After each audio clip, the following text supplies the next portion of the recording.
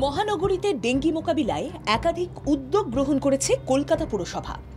Deputy mayor তথা স্বাস্থ্য বিভাগের মেয়র পরিষদ অতীন ঘোষ শহরের বিভিন্ন এলাকায় পরিদর্শন শুরু করেন। ব্যবসায়ী থেকে বাসিন্দা সকলের কাছে পৌঁছে দেন পুরসভার বার্তা। ডেঙ্গি মোকাবিলায় পুরসভার নির্দেশিকা অমান্য করলে কঠোর পদক্ষেপ নেওয়া হবে সে কথাও জানিয়ে দেন তিনি।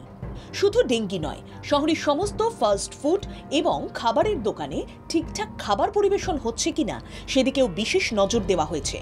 ডেপুটি মেয়রের পাশাপাশি কলকাতা পুরসভার স্বাস্থ্য বিভাগের আধিকারিকরাও নেমেছেন মাঠে। কলকাতা পুরসভার deputy chief medical officer doctor Tarun Kumar সাঁফুইয়ের নেতৃত্বে বুধবার থেকে শুরু হয়েছে বিশেষ অভিযান। নজর রাখা হয়েছে ফাস্ট ফুডের দোকানগুলি। অভিযোগ সামনে এসেছে শহরের বিভিন্ন এলাকায় ছড়িয়ে ছিটিয়ে থাকা ফাস্ট ফুডের দোকানের নোংরা আবর্জনা ও জমা জলে মশার প্রাদুর্ভাব বাড়ছে। বারবার সতর্কতার পরও অগ্রাহ্য করছে পুরো নির্দেশিকা। খাবারের বিভিন্ন রং মেশানো ও পোড়া তেলে রান্নার অভিযোগও এসেছে। কলকাতা শহরের ফুটপাতে ছড়িয়ে ছিটিয়ে রয়েছে বিভিন্ন খাবারের দোকান, রয়েছে নানা রেস্তোরাঁ।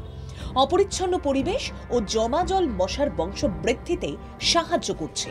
পুরসভার পক্ষ থেকে যখন শহর জুড়ে নানান উদ্যোগ নেওয়া হয়েছে, বাড়ানো হয়েছে সচেতনতা, সেই সময় কিছু ব্যবসায়ীর অসচেতনতা যথেষ্ট ভাবাচ্ছে পুরো নাগরিকদের। কোনো ঘরে একটু জ্বরজারি হচ্ছে, সর্দি কাশি হচ্ছে, সিজনাল। এটা নিয়ে আতঙ্কিত হওয়ার কিছু নেই। কেন? কারণ কলকাতা পুরসভার স্বাস্থ্য দপ্তরের যে ভেক্টর কন্ট্রোলের টিম সজাগ রয়েছে। এখানে ডেপুটি মেয়র সরাসরি নজরদারি করছেন এবং সারা শহরে এখনো পর্যন্ত 170টার মতো ডেঙ্গু কেস আমাদের রিপোর্টেড হয়েছে এবং সেগুলো কনফার্ম কেস। অতএব আতঙ্কের কিছু নেই। কলকাতা পুরসভার স্বাস্থ্য বিভাগের আধিকারিকরা শহরের বিভিন্ন এলাকা পরিদর্শন করে এই বিষয়গুলি নজরে আনেন। খতিয়ে দেখেন ফাস্ট ফুড সহ বিভিন্ন দোকানের খাবারের মান। পুজোর আগে অভিযান আরও বাড়বে ইঙ্গিত দিয়েছেন এক আধিকারিক। শুধু ডেঙ্গি মোকাবিলা নয়, এই সব ব্যবসায়ীরা ঠিকঠাক খাবার পরিবেশন করছে কিনা সেদিকে বিশেষ নজর দেওয়া হচ্ছে।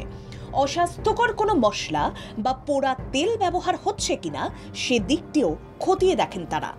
যদি কেউ নিয়ম ভাঙে, খাবারে নিষিদ্ধ রং ব্যবহার করে, সেক্ষেত্রে কঠোর পদক্ষেপ নেওয়ার ইঙ্গিত দিয়েছেন এই বিশেষ টিম। ডক্টর তরুণ কুমার সাঁফুই বলেন, সামনে দুর্গাপুজো, তার আগে ধারাবাহিকভাবে এই অভিযান চলবে। কোনো অসাধু ব্যবসায়ী পুরসভার নিয়ম ভাঙলে তাদের বিরুদ্ধে কঠোর পদক্ষেপ নেওয়া হবে।